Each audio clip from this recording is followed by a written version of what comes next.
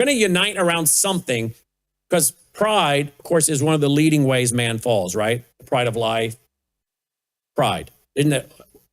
I mean, isn't that what Satan always pretty much appeals to, his pride? Unified pride, national pride, economic pride, whatever it might be. And then public idolatry, that's the worship of idols, false gods, a false religious system, idolatry of commercialism, the idolatry of materialism, the idolatry of whatever it might be that the nation can get around. Maybe the idolatry and the worship of a leader who's going to be our savior and pull us out of some kind of economic morass. And then there's the legal coercion. You're going to do this. For those of you that didn't want to get on board, we're going to force you to get on board through legal coercion. And then, of course, there's the persecution of the dissenters. There's so much here in the book of Daniel that applies to today. And I closed last night with a very important story from Fox's Book of Martyrs and Thomas Hawks. I hope you'll go and listen to the full presentation, Sunday night service there at worldviewtube.com, and tweet it out, text, email, Facebook, Getter, True Social, whatever you do. I think you'll be encouraged. I know I was studying it. I hope you will be in listening. Thanks for listening. Take care.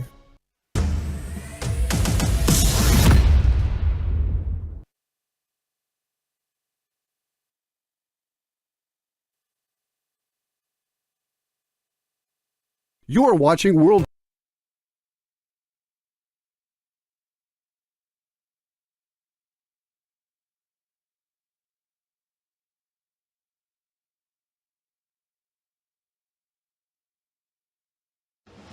Colonel Rob Maness has a lifelong record of providing dedicated service to this nation. Having worked his way up from the enlisted ranks to full colonel, he served our country for more than 32 years. He has served as a bomber squadron commander, bomb disposal technician, Joint Chiefs of Staff Operations Officer, assisted the National Security Team with the campaign plan for the global war on terrorism. He authored the first theater nuclear war plan and served as the Vice Commander of America's largest airborne intelligence wing. Colonel Rob Maness is a true American hero.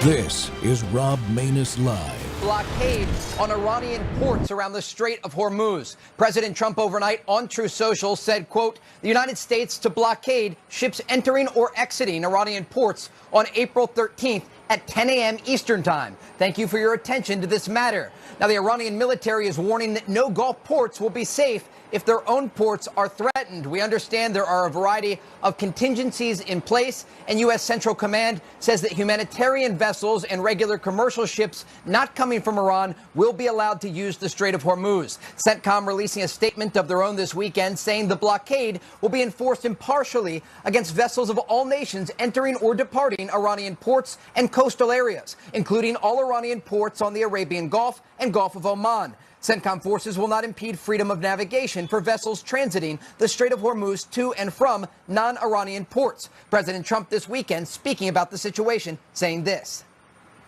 Other nations are working so that Iran will not be able to sell oil, and that will be very effective. But what we want to do is we want to, and again, we don't need it. What we notice and what we see and what I think is maybe my idea, maybe not, I don't know.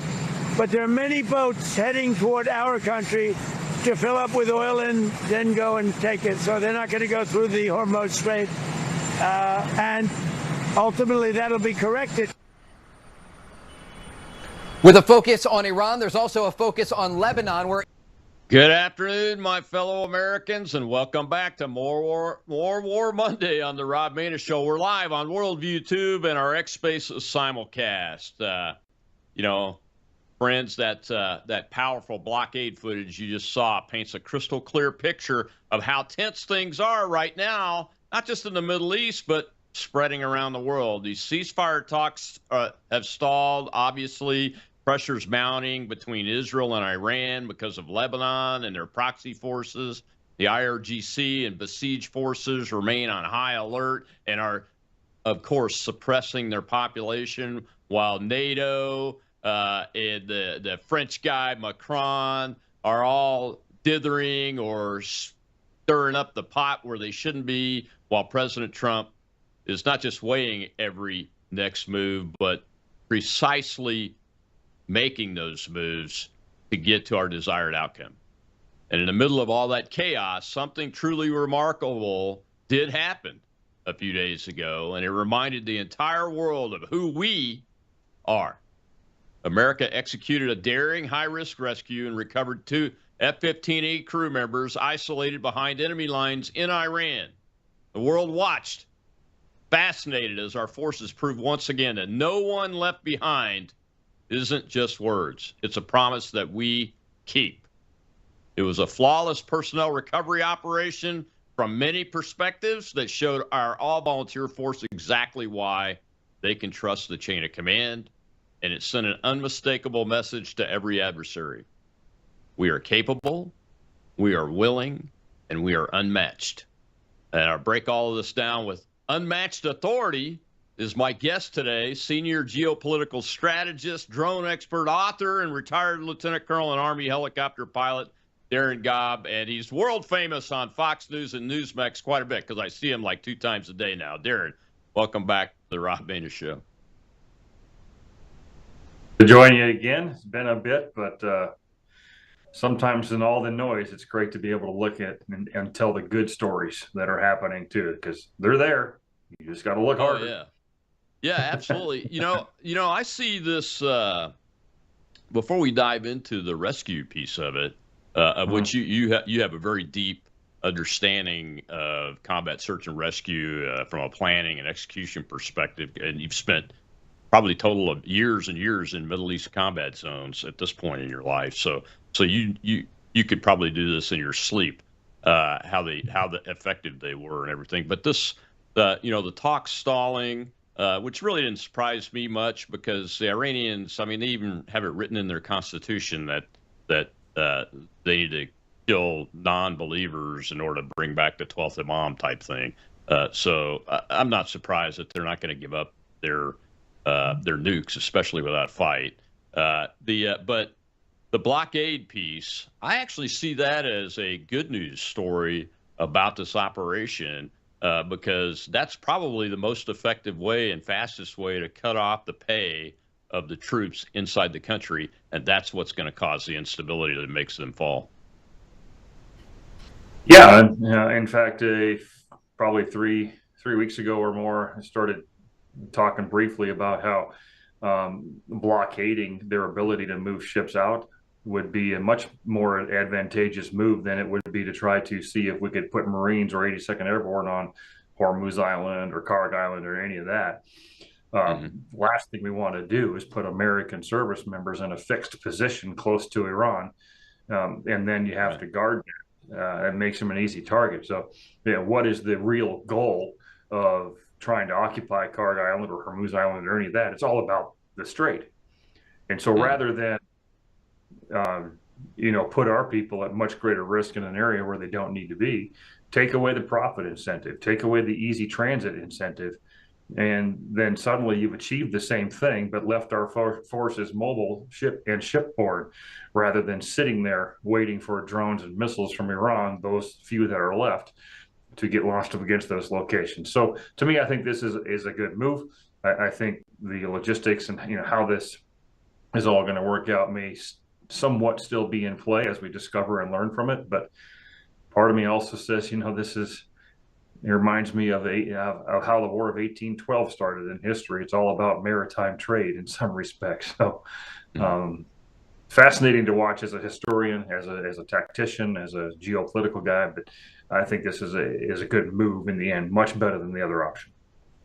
Yeah, I'm glad you brought up the history part of this. I don't think a lot of Americans walking around today understand that what we're doing now from a maritime perspective is a traditional mission all the way back to the first president of the United States and the third. I think Jefferson was number 3, wasn't he? The third president of the United States actually went to war with Islamist Barbary pirates for the first time by sending the Marines over.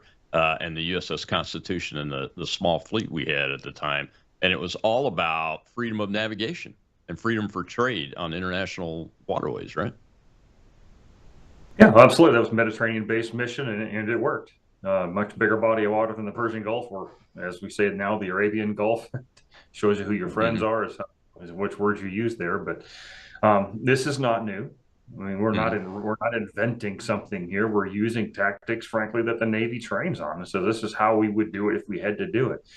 And all the noise about in different news agencies about how Trump didn't account for this, or the Department of War didn't account for this in their planning. I'm like, they did. I guarantee you, because I'm sure that you and I have both watched over some of the same operational plans and contingency work. Blocking the strait, mining the strait, using the Navy and threatening it was number one of what Iran would do in order to gain leverage. And that's always been true. So there's no way they ignored it. It's not possible that they didn't know it. And I think that's just part of the cycle of media. We move too fast to think sometimes. Yeah. Here's a question for you. Has anybody seen a sea mine in the Strait of Hormuz yet? Only in cartoon graphics. That's the psychology part. We're going to mine it. Well, we can't prove they didn't, so we're going to not take the risk. Well, there may not be a single thing out there, but as long as they think there could be, we're just going to freeze all movement and never be the first. Now, on a serious note, it's been leaked out now that we have surface and subsurface counter mine capability now that are automated, unmanned, and those kind of things. Remember all the screeching about the four minesweepers are being decommissioned in 2027. All of that screeching a few weeks ago, and so what I wanted to ask you is our Navy ready for this at this point? I mean, we've been doing a lot of downsizing and rearranging things, and Trump just is forcing a new battleship, which is exactly what this type of activity is intended to do, is to hold a choke point and keep the adversary away from it. But do you think, from a capability perspective, are we in a good position right now? No, ultimately, I think we are, yes. And it's not just this one, of course. You've got over in the Suez as well. So you can open up one and block the other, and you still have somewhat the same problem. Asia is less concerned, of course, because they don't use the Suez, or as much, anyways. But I think our Navy's perfectly capable of doing this. It's a perfectly good scale of operation, I guess, is the easiest way to put it. If you go into is our Navy ready for something the size of a full mass force, use of the entire Chinese Navy or something? That's a different equation, but we're not dealing with that equation here. And what I think China's seeing, though, is that we're capable of a lot more than they ever assumed we were. So I'm eminently confident in our Navy's capability to handle things there. And of course, we never decommission something without having something to replace it. So those screechers, well, in the autonomous and drone world, what they should be thrilled about the fact that we're not risking human lives to go in there and clean out mines if they're even there in the first place. Yeah, exactly right. I don't think they had a chance to lay any, to be honest with you, but I could be wrong. So one of the other things I wanted to ask you about is we hear a lot of negative narrative about our Gulf Arab state allies and friends, about their capability, their willingness to fight. But I'll be honest with you, Darren, I want to get your take on it, because I'm not getting that take in my observations of what the leadership of the Gulf Arab states are saying, especially since they've been attacked. I mean, it sounds like they're all in to help with all of their capabilities, and they do have some significant naval capability, right? Yeah, I think we underestimate them in many respects. And frankly, I told a friend this morning, I said, after the Hungarian election, it's pretty sad that we probably have stronger allies in the Middle East right now than we do in Europe, or much of Europe. And that's a pretty sad testament. So it's the other thing that I think a lot of people are assuming when they say stuff like that is that the Gulf Arab states didn't want to get involved early. They might have wanted to. Saudi Arabia has always been an adversary to Iran. It's not just the Sunni Shia divide. It's just the normal stratagems going on between two nations who both want to be the power player there. And so they're very capable. We've sold them quite a bit of our stuff, minus, of course, certain systems on the aircraft, but they have it. I wouldn't be surprised if we asked them to stand down and just defend their nations and not get involved, because if you start mixing too many nations, as you know, you start going from the complications of an American joint fighting world, add in the Israelites, and then so that adds one layer of complication. But if you were to throw in, Bahrain, UAE, Qatar, Saudi Arabia, and other nations, you could create a bigger risk to our own forces through their involvement, rather than just saying, hey, you know what, defend your nations for now, and we'll call you when we think it's time for you to help. They're there and they're ready. I guarantee it. This is in their best interest too. Oh yeah. As a matter of fact, the Iranians have been hitting their energy infrastructure, and I think they've taken a couple of shots at the desalination plants, but they haven't really focused on them. But they say they're threatening that quite a bit. So doing the missile defense and counter-air defense operations is key. And they've got Patriots and THAAD in support, plus their fighters have become pretty good at shooting down these little Shahed drones that the Iranians like to use, and those kind of things. So we got to take a break. When we come back, I want to talk about the red line that we put in front of the Iranians about the no nukes thing. And I want to start moving into this rescue operation and about its impact on the minds of the adversary. I think that's important, and Darren is an expert in that area. We'll be right back with retired Lieutenant Colonel Darren Gobb, author and strategist.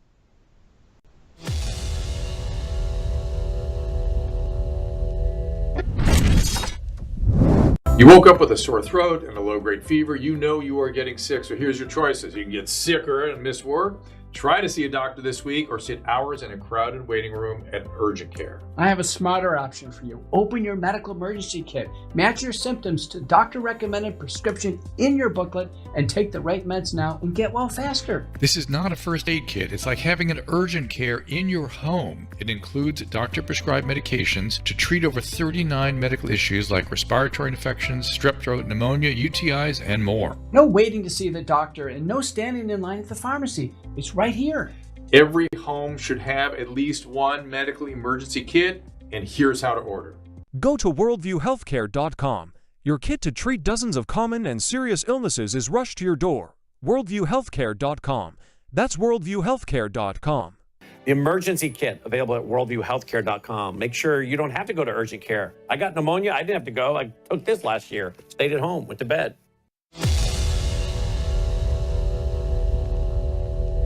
Well, we're going to be blockading. It'll take a little while, but it'll be effective pretty soon.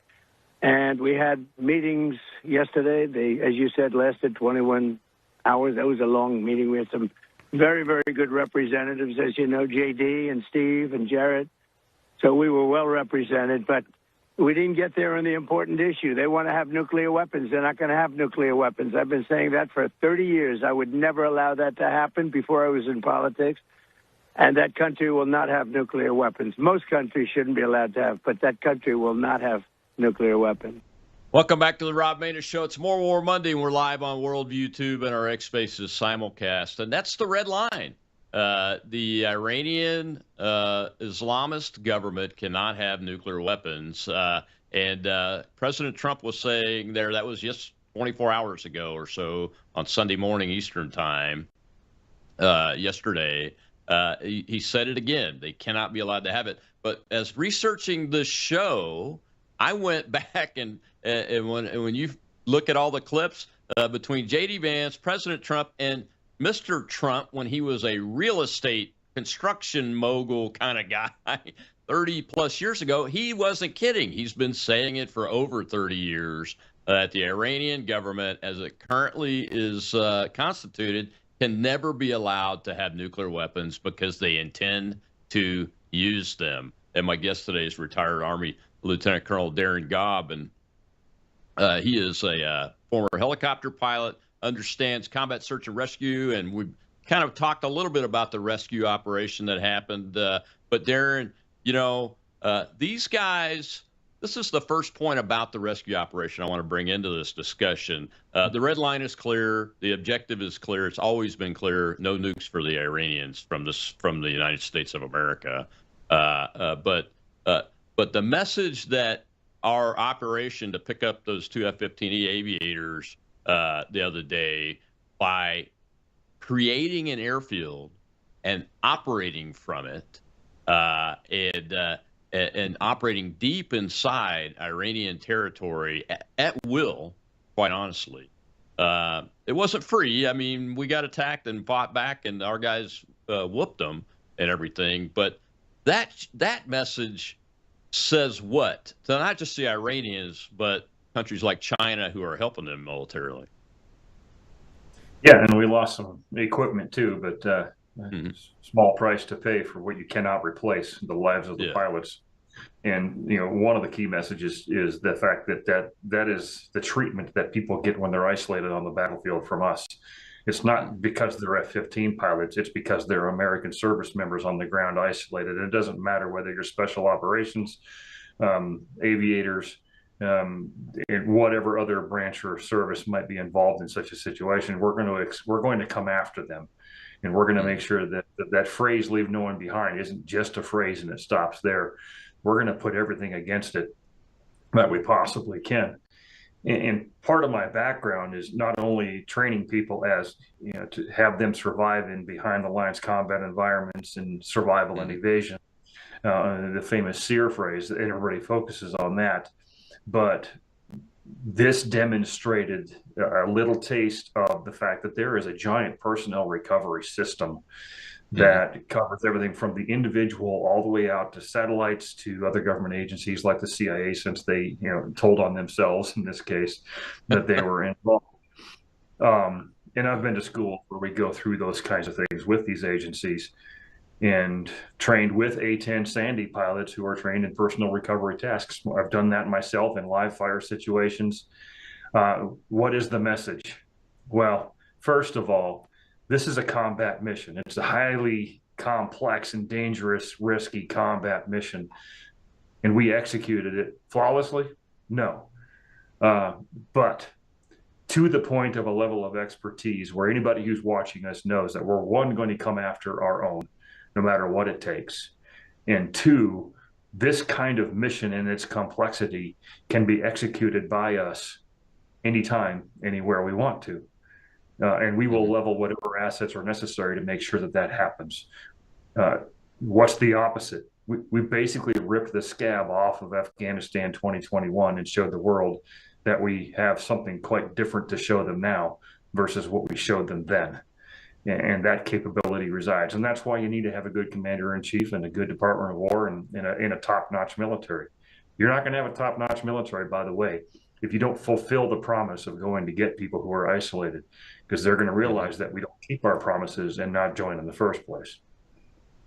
Yeah, and that flows even down into if they are captured and under interrogations and those kind of things.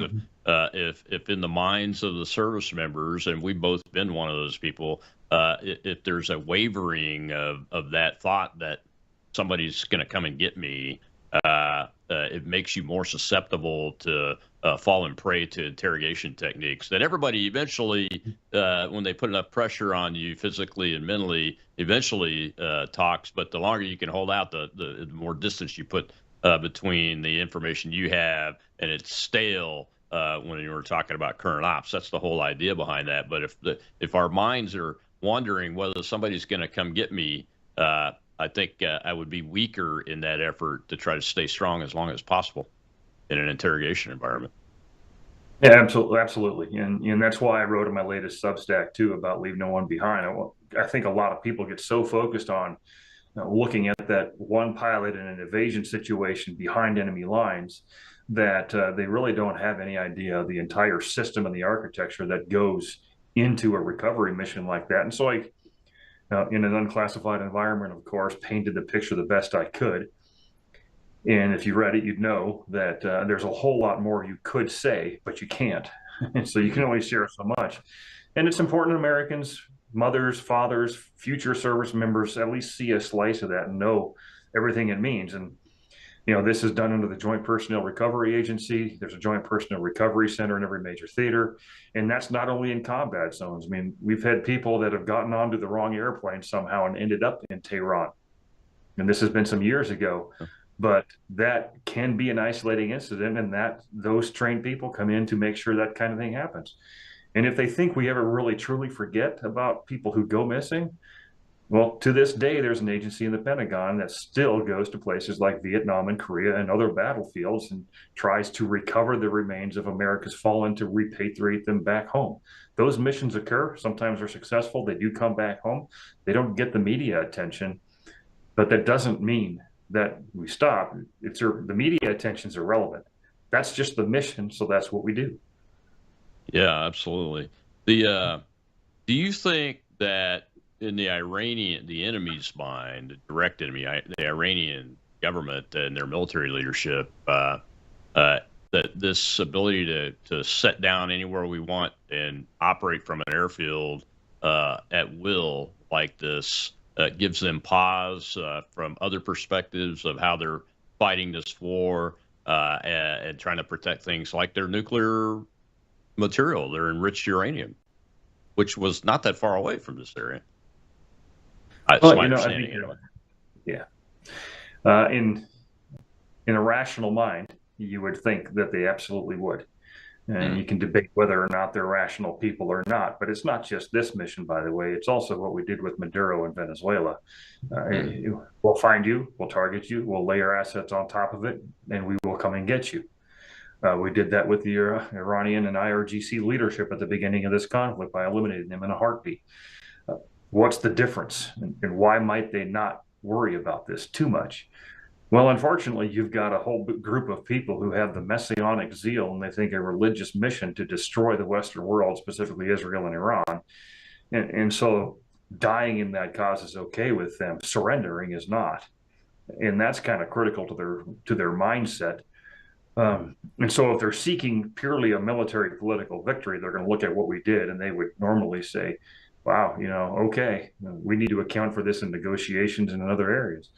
But if their mindset remains the ideological passion that has driven them for 47 years from an Islamist standpoint, they may not care as long as they keep us engaged and keep telling their people they're gonna win, because most of their messaging is to their own population. It's not to us. Yeah. A lot of us were being interviewed about this rescue operation, and you kind of touched on it a little bit, but tell folks why it's so important for us not to reveal what we've been trained on to a level of detail that where it could harm the folks that are actually out there evading or trying to survive. Yeah. Well, and you're familiar with this, before every mission that you take off on, there's a specific plan in place for how you are going to operate, navigate, whatever it may be, where you're going to go. You're carrying things with you that will help you with that. There's means of communication, and not only because you're going to flip open a radio and start talking about where you are. It's how you send people where you are, how you confirm that you are who you say you are, and you're not someone who ran across the radio and maybe trying to set a trap. And essentially, the whole thing comes down to, if this is done wrong, the person in isolation is put at great risk. The recovering forces are put at great risk because it could be a trap. And this is these techniques and means of how we do this could become widely known amongst people who shouldn't know anything about it. There are many things that are enciphered and coded in a variety of ways that just cannot be out there because it puts everybody at a great state of risk when they shouldn't be. It's important to Americans and those who come in to know that these systems exist, and they exist at every level of command throughout the military, and there are people trained on it and know how to do it. It's very specialized. People like me spent years becoming very specialized in this arena. And only by doing that do you realize that if the number of everything that's total about the personnel recovery mission equals 100, you can only share about 10% of it, because the rest of it needs to be highly protected for a reason. And that's about the life of everybody involved. Yeah, it's very dangerous to reveal the information that shouldn't be revealed, because they're always looking. The bad guys are looking. I mean, we saw in the evolution of this rescue how the Iranians they started pushing forces up the roads in their trucks, the besieged forces, recruiting volunteers, and eventually gave a reward out so the local population would be energized to go find the guy. Yeah, and this is all part of the reason why, and why also, anytime you start talking about doing these kinds of missions, you always want to have some sort of a deception plan. That was used in this case as well, very well, and it was very well done.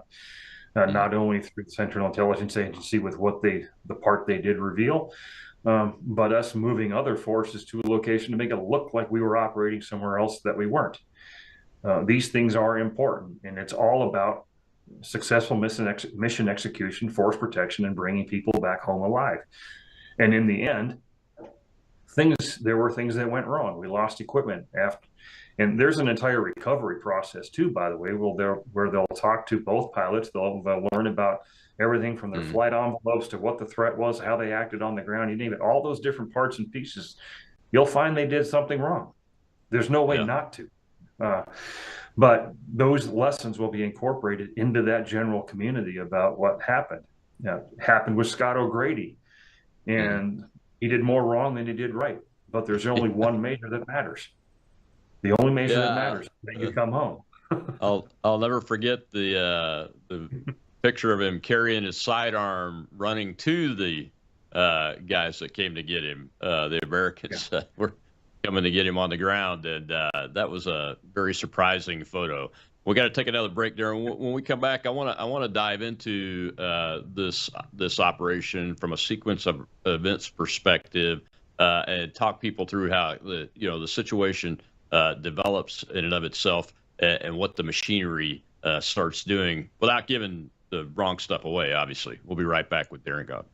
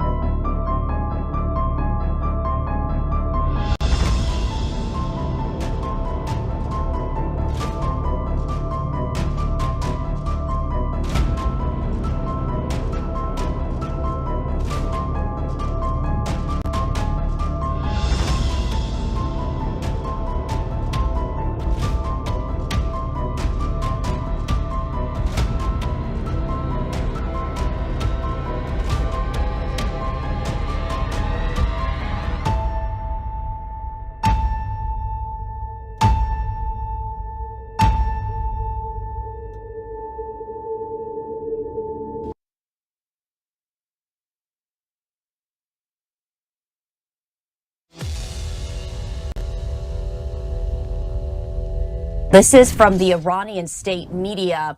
This is from X via Fox News. This, as we continue to follow the very latest, as we do know that a U.S. service member was rescued after Iran shot down their jet. So U.S. Special Forces rescued a downed airman in Iran in a very complex operation that averted a potential crisis as the war entered its sixth week, with few signs of progress in diplomatic efforts for a resolution. President Trump announcing the rescue in the early hours today in a social media post that described the operation in a mountainous area of Iran as, quote, one of the most daring search and rescue operations in U.S. history. The airman, a weapons officer of an F-15 jet, was shot down on Friday. He was wounded, but will be just fine. That's according to the president in a message on X posted by Press Secretary Caroline Leavitt.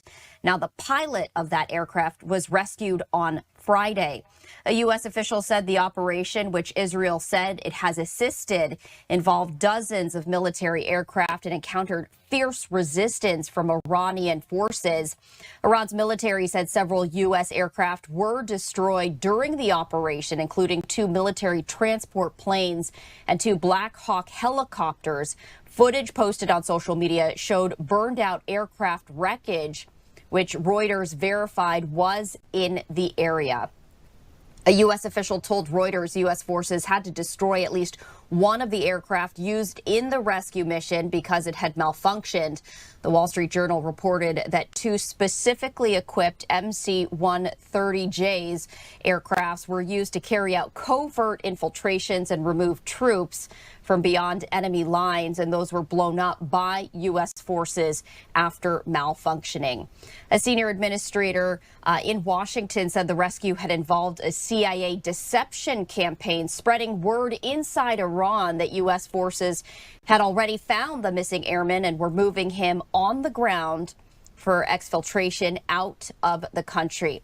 Welcome back to the Rob Maness Show. It's More War Monday, and we're talking about Iran and the current situation and going over this rescue operation with an expert in the field, retired U.S. Army Lieutenant Colonel Darren Gobb, who's also a helicopter pilot, an author of a great book. And you see him on Fox News. He's becoming world famous by appearing on Fox and Newsmax multiple times a day now, it seems. That my friends call it out to me when Darren's on. And Darren, welcome back.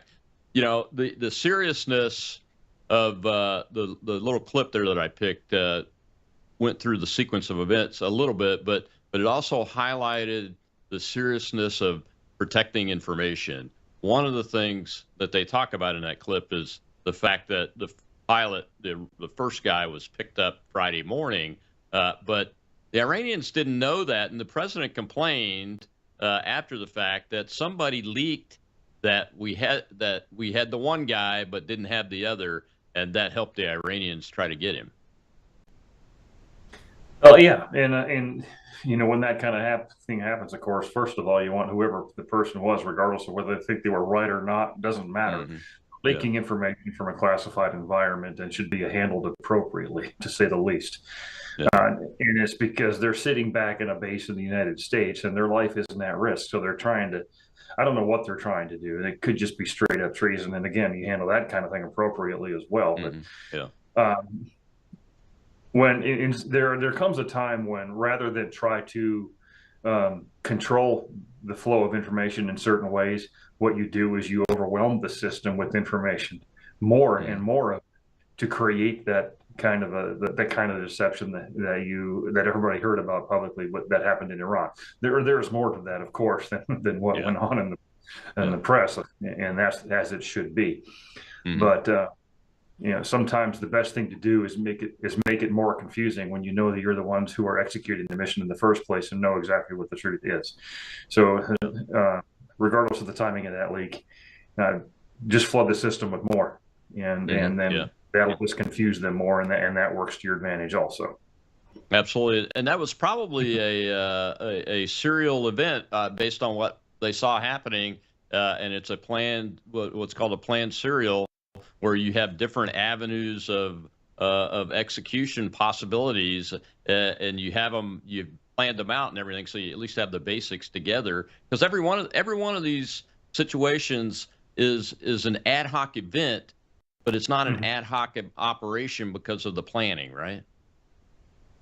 Oh, absolutely. I mean, if you were to build a foundation that's square and not made out of concrete, those foundations are going to look very similar to each other, right? But there's a house that gets built on top based on the needs of the consumer. In this case, that consumer is the situation that surrounds the isolated person.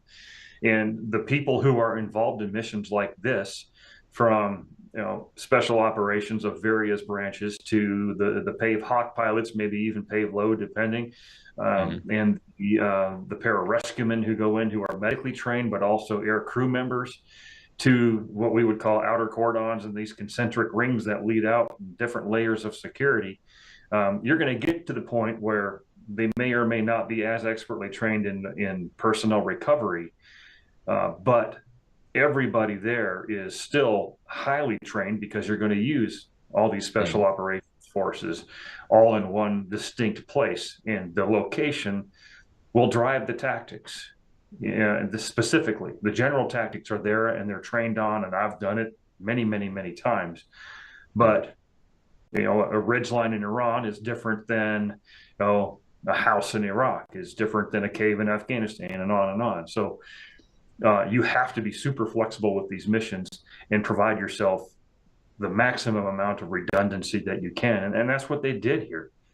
They had many different branches and sequels and various things going on ready to execute as things revealed themselves. There's no perfect plan. And this is one of the most dynamic environments and most dynamic missions imaginable.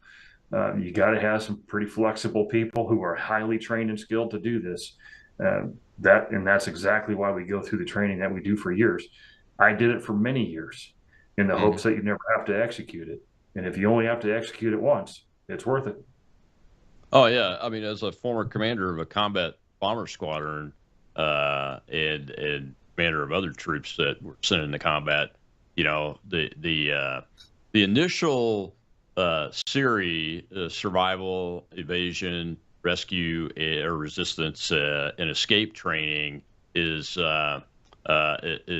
really good. I mean, I still remember it to this day. Sometimes I even, and when I have dreams, I dream about that to this day. And I was a very young lieutenant, second lieutenant when I did mine. But we also build on that every year by more training, both academic and hands-on. So you're building a mental and physical muscle memory, right? Because I would be willing to bet that the Wizzo, who it's been reported was a colonel, which means probably in their 40s, was surprised to be headed up a ridgeline to try to evade and hole up somewhere so he could get in touch with rescue forces. That he was doing that, and I bet he had a good running regimen even at his age, because I know I did. I was 40 something when I retired, and my last day I ran 3 miles in formation with my troops. So the cardio is important, right? Describe what we talk to people about, and you've been through it yourself, and people have heard me talk about it. But talk about it from your perspective. When you go from a nice warm cockpit, kicking butt in combat to, oh shoot, I'm dropping in behind enemy territory. What's next? What do we teach people to get their mind right and how to do that? The techniques that we do that, the ones you could talk about. Well, you just said the first thing, and there's probably 3 critical things that it takes to survive. And first of all, it's the mindset. And that mindset leads to the desire to survive, the desire to evade and be recovered. And if you keep the right mindset, everything else will fall into place, even if it's imperfect. Second one being, you've got to have a functioning radio or a communication device that works. That's your tether. And then the third thing is you have to have trust in your training and faith in your people that they are going to come get you. If you have those 3, you can work through everything else over time, and that's the evader standpoint. So in the SEER phrase, the survival and evasion, of course, that's what everybody seems to focus on, and because that's hopefully where it ends. You survive, you evade, you get recovered. If you don't, of course, you're thinking about the resistance side and the escape side, which takes you into different arenas. But I think those are the 3 critical things. Those are the 3 things I've taught hundreds of air crews and ground crews about isolating incidents. Is no matter what happens, you've got to keep your head about you, and it's not easy. And I think that's part of the reason why a lot of folks had me on different shows and stuff like that. And they found out that I'd been a trainer in this. I'd been shot down myself before, so I kind of get a sense of what that's like. And a helicopter, it's a little bit different, but nevertheless, it still goes through your mind. And I've also been the guy who's worked in theater level staff work on this specific mission set and understand the greater architecture that is around the world for this. And so I was able to put all that together. And in the end, none of that matters. Is the great architecture that's around the PR world, the personal recovery world. If the evader doesn't have the mindset and the trust and the faith and the communications ability to go through what they need to go through to get recovered. And we will keep going no matter how long it takes to find a person. So if they don't have a radio, it's not like we're not looking. Yeah, I don't think that we've had an evasion sequence once somebody's on the ground and they're having to evade until rescue or capture for more than a few hours in recent years, in the last decades or so. It might have been Vietnam was the last time we had a long-term evasion exercise happen that was more than 12 hours or so. And this one was 2 days, I think. About 48 hours or so. From an aircrew perspective, yeah, from an aircrew perspective. How do you think it went from that perspective, considering the age of this guy? He was hurt somehow, and those kind of things, and the terrain he had to deal with. Well, again, given what we know, of course, or think we know, there is one measure of success. We always go back to that. A person is recovered, and we lost nobody. Lost a few things, but that's okay. Given the area that he was at, he probably went to a fairly appropriate place to try to hide, because if it's hard for him to get up those hills, it's hard for everybody else to get up them as well and find him. And we heard about the CIA talking about how they were able to identify him using some discrete skills and tools that they have. The real truth of this story, as far as the good things and the bad things, will of course come out. And much of it will probably never come out of the classified environment of the personnel recovery agencies that's working in Virginia. And it shouldn't.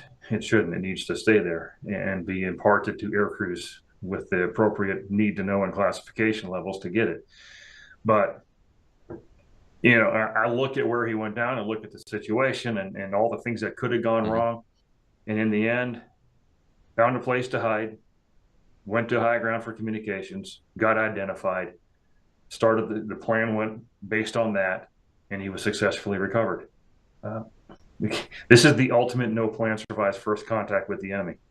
Oh, yeah. And this is exactly why you need the most highly trained people doing the mission. Yeah, and we got to take our last break. When we come back, I want to talk about that. No plan survives first contact with the enemy. That's a standard rule, folks. We'll be right back with Jared Gog.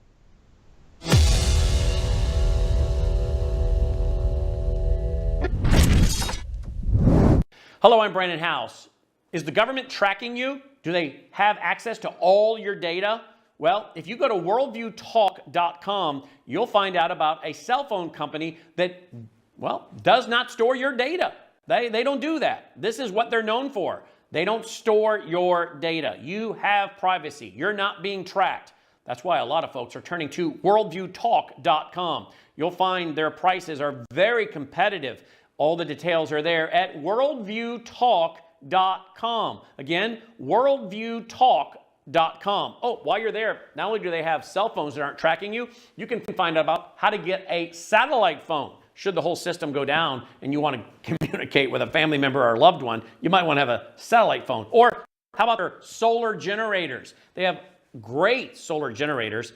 Check them all out right now. Worldviewtalk.com, worldviewtalk.com.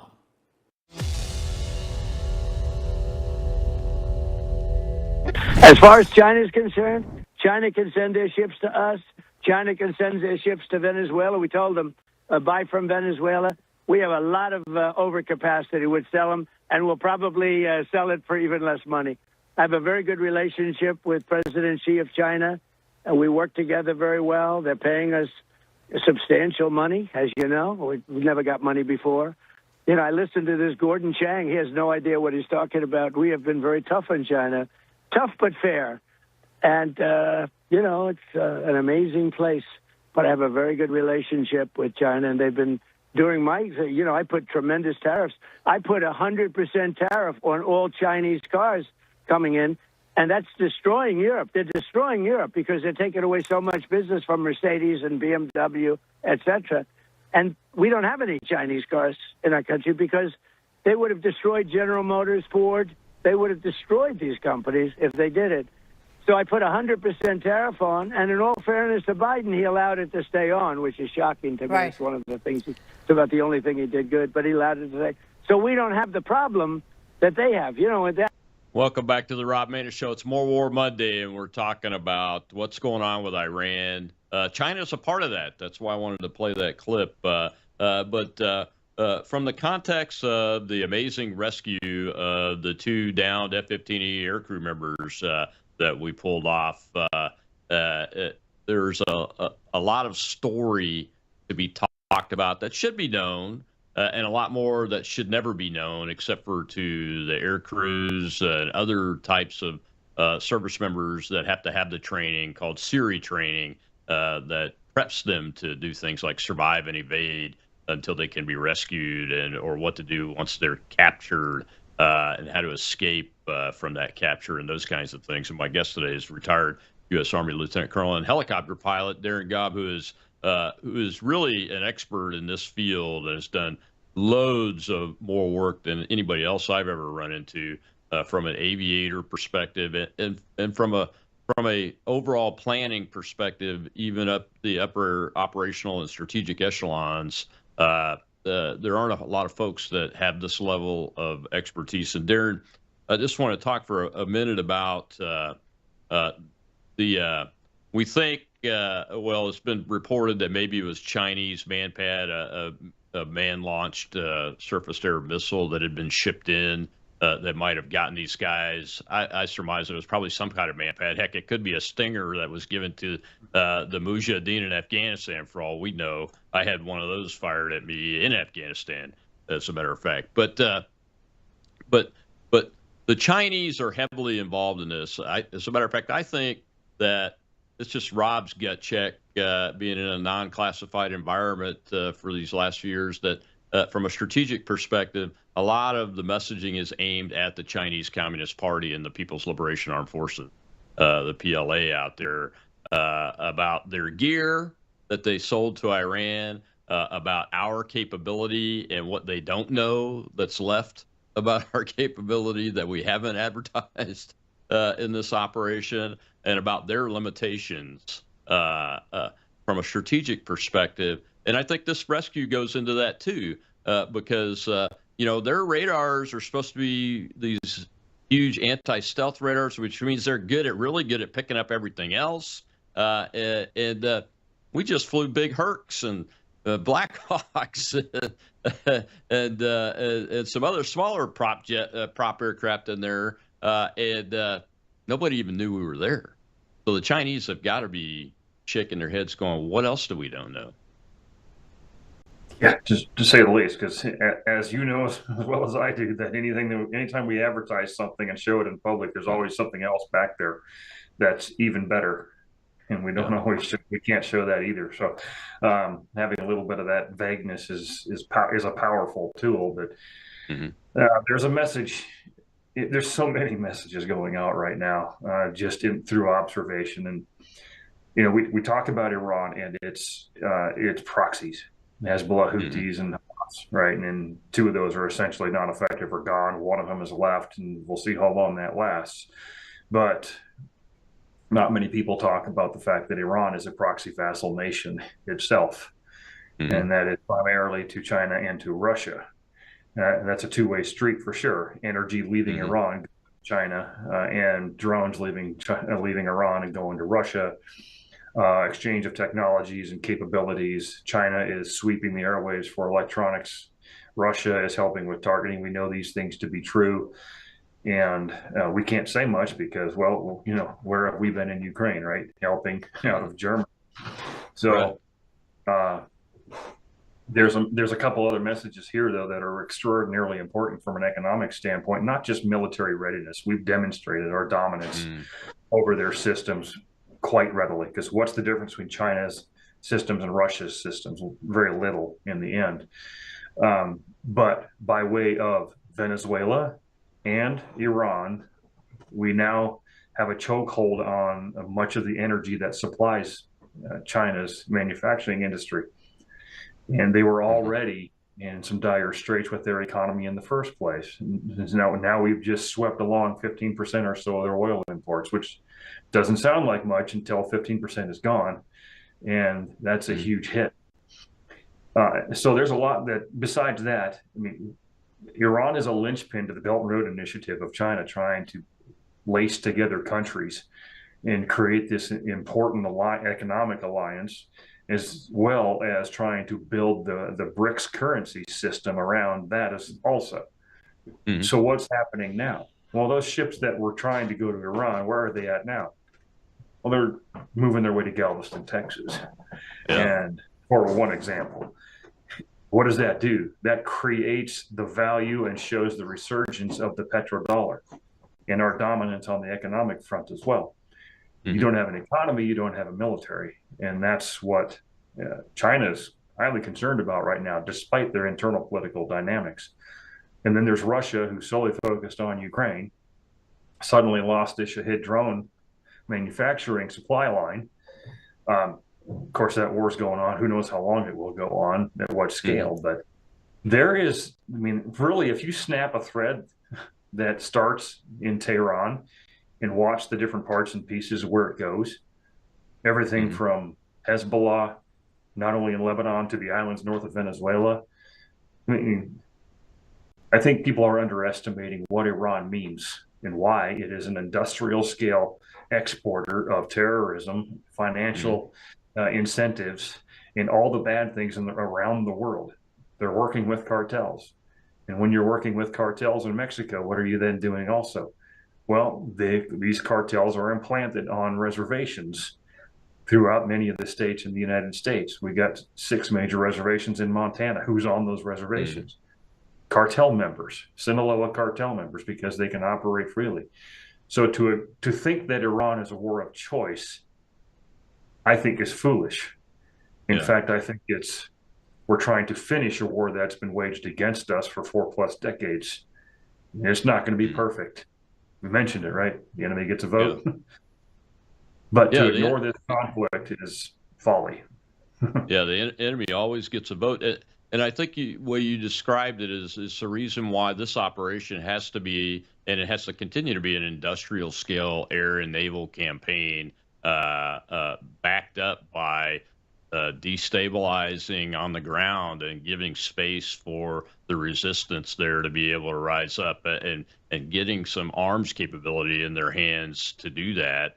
And this blockade, cutting their economic lifeline off so they can't pay their people. That's a key thing. I don't think a lot of people really understand. It's that simple and low level that when you can't pay your people and they can't pay their bills and feed their families and those kind of things, and the certainty of that pay gets destroyed. That's the key, is the certainty of that pay getting destroyed for a long-term period of time. That's the piece that I think that's missing so far. But I don't see any of these developments as losses to the United States and Israel's war effort here. As a matter of fact, I see the way they're being handled as actually buttressing our objectives and our ability to get to our objectives. But there's a lot of people, even on my side of the aisle, that are saying, we've lost, it's a strategic loss. The Iranians are going to win, and they're going to have nukes in a couple of years, and then you're going to see hyperinflation and those kind of things. I mean, I don't get the sense that you're there on that. No, and I think it's because there's very few people in America who actually think strategically, meaning specifically the calendar. You've got to have some patience to let some things play out. And are we going to screw some things up? Of course we are. That's the nature of conflict, and you have to expect that. But then you say, okay, we screwed it up. What do we do now? Well, you do something now to help fix it or overcome it. and keep going. And that's what really many of these, what they're watching in Iran right now is just the next phases of operations getting put together, in some cases on the fly. But the Strait of Hormuz piece, that was not a surprise. No. That was expected. I mean, it's completely expected. But you can't deal with the Strait first when you have this beast to the east full of air defense, artillery systems, and missiles and drones and all of that. You got to deal with that first. You got to deal with the command and control structure. You can't go straight, literally, into the Strait and have that be your first objective, because you put everybody there at significant risk. You've got to take the greater theater risk down first, and then you start eating this elephant a little bit at a time instead of all at once. Of course, it won't be perfect. But when I saw that they were talking about blockading this and making sure that people can't get out, and I don't know, China's going to notice, India's going to notice, others are going to notice now and be like, oh boy. Well, that's exactly what I wanted to have happen. I didn't want to have Marines on Guard Island. So I'm like, okay, these are positive developments. Let's be patient and let it work out. If this was a Biden administration trying to do something like this, different equation. We saw what they can and can't do. But I would just ask Americans to be critical. That's fine. But think longer, think bigger, and be a little patient. And if something doesn't work out, that's just, the way warfare is. But I see a lot of good in the middle of all the noise. I do too. So far, of course, the enemy always gets a vote. The Chinese are rumbling about their ships being stopped. The Turkish president's saying he's going to go after Israel. But I don't think any of that will ever come to fruition because of the situation and what we have demonstrated here. Well, Darren, thank you so much for coming on today and spending this much longer period of time with us than you get to do on those big shows, because it's important for people to be able to listen to an expert like you, and I appreciate it. Tell folks where they can find you and your work real quick before I let you go, man.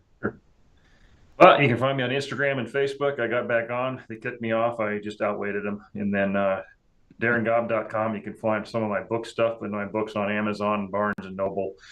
And I think that's probably the bulk of it. All right, I'm not man. hiding, that's for sure. Well, yeah, no, you're not. Well, thank you very much. Stay safe out there. Keep up the great work, my friend. Thanks, you too, Rob. All right, tomorrow's Training Tuesday. We'll see you then on the Rob Maness Show on World YouTube.